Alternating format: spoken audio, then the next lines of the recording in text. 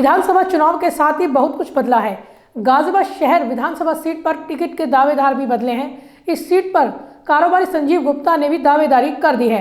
प्रस्तुत है युग करवट के साथ उनकी बातचीत। नमस्कार दोस्तों, मैं हूं आशीष त्यागी। आप देख रहे हैं युग करवट। कोविड की बात करें तो बड़ा कठिन समय चल रहा है। विशेषज्ञ बता रहे हैं कि हम तीसरी लहर की पीक की तरफ जा रहे हैं। आप सभी लोगों से अनुरोध है, मास्क पहने, सामाजिक दूरी का नियम बनाएं, पालन करें, हाथ धोते रहें। थोड़ी सी चूक हमें फिर से लॉकडाउन की तरफ ले जाएगी और तब हम सरकार को दोष देंगे। इसलिए अभी से हम और आप सब लोग मिलकर सतर्क रहें, अपना बचाव करें। जैसा कि आप जानते हैं, युग करवट के इस यूट्यूब चैनल पर हम शहर के अलग अलग लोगों से बात करते हैं, अलग अलग मुद्दों पर बात करते हैं। फिलहाल विधानसभा चुनाव का माहौल है। टिकट के लिए सबसे ज़्यादा मारामारी भारतीय जनता पार्टी में है। गाजियाबाद की 500 सीटों पर यही हाल है, बहुत दावेदार है। एक दावेदारी ने सबको चुकाया है, जो बिल्कुल लास्ट मोमेंट पे आई है, और वो है गाजियाबाद शहर के बड़े कारोबारी और समरकूल कंपनी के चेयरमैन हैं संजीव गुप्ता जी। संजीव जी, सबसे पहले तो आपका स्वागत करता हूँ। नमस्कार। पहला सवाल मेरा यही है, आखिर टिकट के लिए दावेदारी की जो आपने की है, इतनी देरी से की है, बहुत देर क्यों की हुजूर आते आते? मैं संजीव कुमार गुप्ता, महानगर कोषाध्यक्ष, भारतीय जनता पार्टी गाजियाबाद। क्या था कि पारिवारिक जो हमारी पृष्ठभूमि है वो राजनीतिक नहीं है, और परिवार के लोग ये मानते थे कि जो राजनीति में लोग होते हैं वो थोड़ा अलग टाइप के होते हैं और हम उस लायक नहीं है कि हम वो सब काम कर सकें। लेकिन अब कुछ टाइम से, जब से 5-7 साल से उसमें बदलाव आ रहा है राजनीति में भी। जब से मोदी जी की और योगी जी की डबल इंजन की सरकार आई है तो गुंडा राज भी ख़त्म हुआ है, माफिया राज ख़त्म हुआ है, मतलब बहुत कुछ चेंजिंग है। तो लोगों, पढ़े लिखे लोग, युवा भी आ रहे हैं वोट डालने के लिए, तो अब काफ़ी चेंजिंग हो रही है। और ये नहीं कि बूथ कैप्चरिंग होती है, सब ईवीएम से है, तो बहुत कुछ चेंज हो रहा है। और मैं तो नहीं चाहता था कि मैं चुनाव लड़ूं, फिर भी, या परिवार वाले नहीं चाहते थे, लेकिन जनता की डिमांड पर जो अलग अलग वर्ग के लोग हैं शहर विधानसभा क्षेत्र के, तो वो सब चाहते थे, हर बिरादरी के लोग, कि मैं चुनाव लड़ूं। मैंने उनसे बहुत मना करा, लेकिन लास्ट में मैं उनका आग्रह नहीं टाल पाया। शहर विधानसभा ही नहीं, मुझे हर विधानसभा में लोग चाहते हैं, लेकिन सबने कहा कि भाई साहब यहाँ से लड़िए। तो मैंने अपना आवेदन कर दिया महानगर अध्यक्ष जी को, उन्होंने प्रदेश अध्यक्ष जी को भेज दिया है। बाकी अब उनको मालूम, जो निर्णय टिकट का नेतृत्व करेगा, दे दे, आपकी शुभकामनाएं हैं। हाँ। लेकिन आप रहते मुरादाबाद सीट क्षेत्र में हैं, आपने दावेदारी के लिए गाजियाबाद नहीं, मैं तो, मेरा पुराना घर तो मैं वहीं सिटी से हूँ। मेरा सेक्टर 23 में भी, मेरा गाजियाबाद सिटी में भी मेरे तो बहुत घर हैं, कम से 50 घर हैं, और 2000 तो मेरे रिश्तेदार हैं गाजियाबाद में हैं। और मेरा हर परिवार मेरा अपना परिवार है। सब लोग, हर मोहल्ला, हर गली, आप बताओ जहाँ ना हो, जो जहाँ संजीव गुप्ता को ना जानते हो, अगर पार्टी सर्वे करा ले, सर्वे कराया है पार्टी ने, मेरा नाम सबसे ऊपर आया है। जितने भी सर्वे हुए हैं सब में मेरा नाम आया है। तो दावेदारी तो 5 विधानसभाओं पे बहुत लोगों ने भाजपा से की है, आपकी दावेदारी पे ही इतना तूफान क्यों उठा है? ऐसा है, लोगों को मालूम है, एक तो जो प्रत्याशी उनको भी मालूम है कि ये स्वच्छ छवि के आदमी हैं और धर्म कर्म वाले आदमी हैं। दूसरा, लोगों में हर्ष का उल्लास है, केवल वैश्य समाज में नहीं, चाहे पंजाबी समाज हो, चाहे ब्राह्मण समाज हो, उनको लगता है कि संजीव अपना आदमी है, शहर का आदमी है, हमारे बीच का आदमी है, और हमारी बात सुनी जाएगी और पूरे मजबूती के साथ सुनी जाएगी। इसलिए मीडिया ने भी आपकी काफ़ी सराहना की है सभी तरह से। नहीं, मीडिया तो जो चौथा स्तंभ है, और जो दिखता है वो लिखते हैं आप लोग। जो आपको पता है कि भाई संजीव गुप्ता के बारे में 25-30 साल का इतिहास, कि कभी मेरे ऊपर को भी आज तक 1 रुपये का कोई ब्लेम नहीं है। मैंने कभी किसी की कोई ये नहीं, किसी अगर मैं व्यापार की बात करूं, किसी की पेमेंट दी, लेट कर दी, या कुछ भी, या धर्म कर्म के काम में भी माता रानी के आशीर्वाद से एक छोटा सा माँ वैष्णो धाम का सबके सहयोग से मंदिर का निर्माण हुआ। जैसे कटरा में सारी व्यवस्था वो वहाँ है, और हर हफ्ते वहाँ भंडारा होता है सबके सहयोग से। यूपी के, मतलब आसपास के जिले का, यूपी और दूर दूर से लोग श्रद्धालु वहाँ आते हैं। अच्छा, आज एक बड़ा घटनाक्रम हुआ है कि स्वामी प्रसाद मौर्य भाजपा छोड़कर चले गए जी, अखिलेश के साथ चले गए।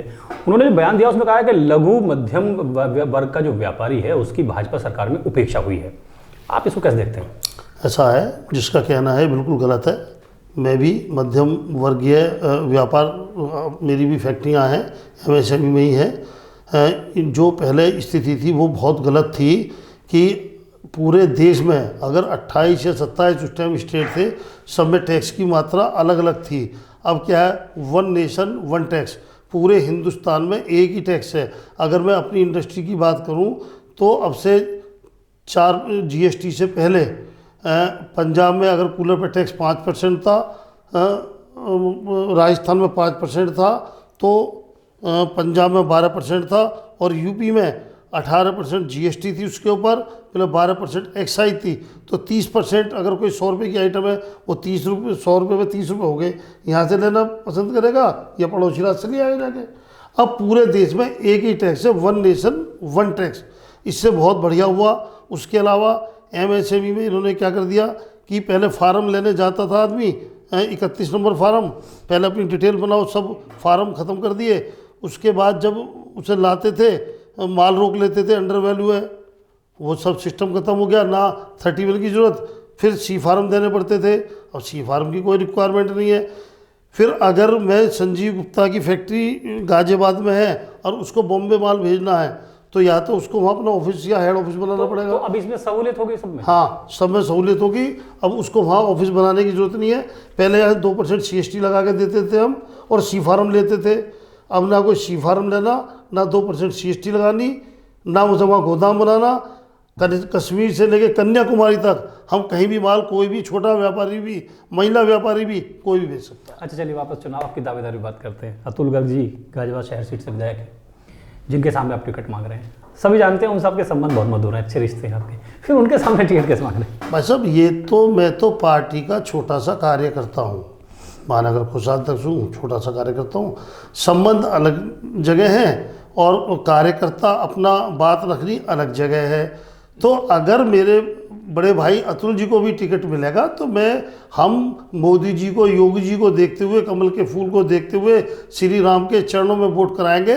और अगर जिसको भी टिकट मिलेगा, चाहे अतुल जी को मिले, तो हम तन मन धन से उसको चुनाव। अच्छा, अगर आपको टिकट मिलता है, भाजपा आपको गाजियाबाद शहर सीट से प्रत्याशी बना देती है जी, आप किन, गाजियाबाद विधानसभा के, यूपी की भी बात नहीं कर रहा हूँ, प्रदेश लेवल नहीं, गाजियाबाद विधानसभा के किन मुद्दों को लेकर आप चुनाव में जाएंगे? जो वहाँ समस्याएं हैं, विजयनगर में है, या गौशाला फाटक की समस्या है, पानी भरने की समस्या है, सीवर की समस्या है, बिजली की समस्या है, मतलब वहाँ तमाम परेशानियाँ। लोगों को उम्मीद थी कि योगी जी आएंगे और अतुल जी आगे हैं, लोकल हैं, मतलब ऐसा नहीं है कि वो काम नहीं हुए। ओवर ब्रिज का भी काम जनरल साहब ने, अतुल जी ने, जिन लोगों ने भी कराया, वो काम बहुत हुए हैं, लेकिन जितने काम होने चाहिए थे अभी कुछ रह गए हैं।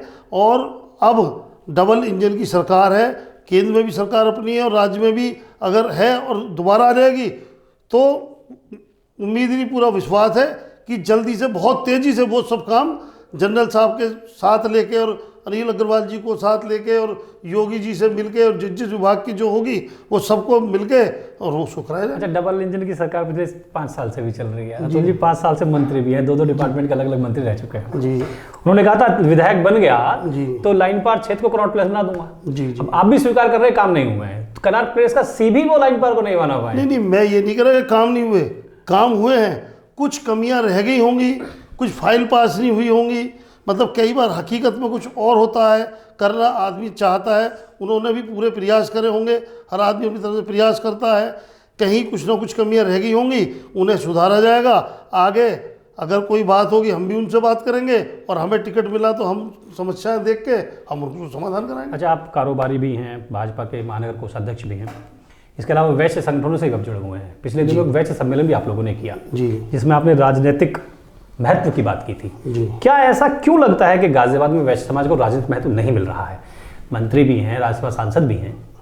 सभी पार्टियां वैश्यों की बात नहीं करती। दिक्कत क्या है,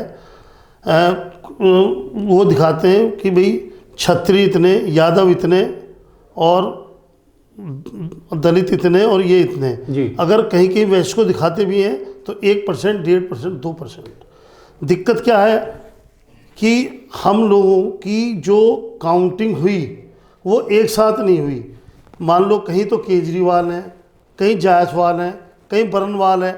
अगर हम ये सब जोड़ लेते हैं तो लगभग मुझे उम्मीद है कि हम शहरी क्षेत्र में तो 25 से 27% हैं और ग्रामीण क्षेत्र में भी 15% से कम नहीं है, लेकिन आंकड़े जो दिखाए जाते हैं वो 2%, 3%, हमारे जो घटक हैं वो 300 कुछ 323। आप ये चाहते हैं कि उपजाति की बात करके जाति की बात हो। आप ये चाहते हैं कि वैश्य को जाति में गिना जाए, उपजाति में न गिना जाए। हाँ, उपजाति में ना गिना जाए, कहीं रस्तोगी है कहीं वो है, तो इसलिए वो बढ़ जाते हैं।